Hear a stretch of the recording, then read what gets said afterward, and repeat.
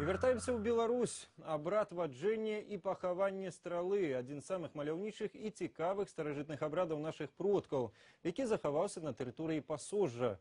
Сёлета у вёсцы Неглюбка стралу хавалі з дапамогай гарадской моладзі, якая прыехала падтрымаць унікальны абрад і не даць яму знікнуць. Да жывой крынічкі народнай памяці, якая б'е з глыбіні ўсівой даўніны, дакранулася і Ольга Саўле.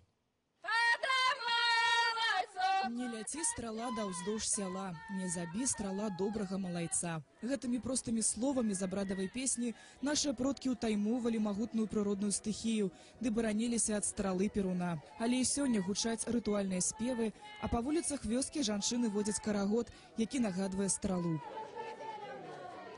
Пахаванне стралы сімвалізуе пачатак лета і надзеі жыхароў вёскі на добры ўраджай. І хаця гэта ўжо нельга назваць аўтэнтычным абрадам, на думку навукоўцаў і ў такім выглядзе свята мае права на існаванне. Это уже сённяшнее наше асэнсаванне фольклор. Это постфольклор.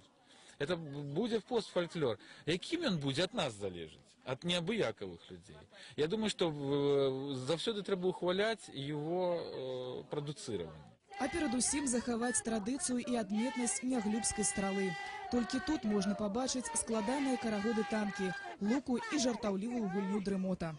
Задрямаць хацела.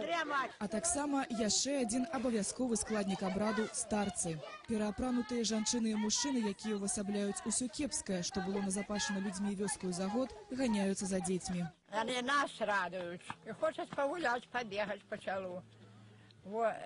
Они тоже хотят эти традиции знать.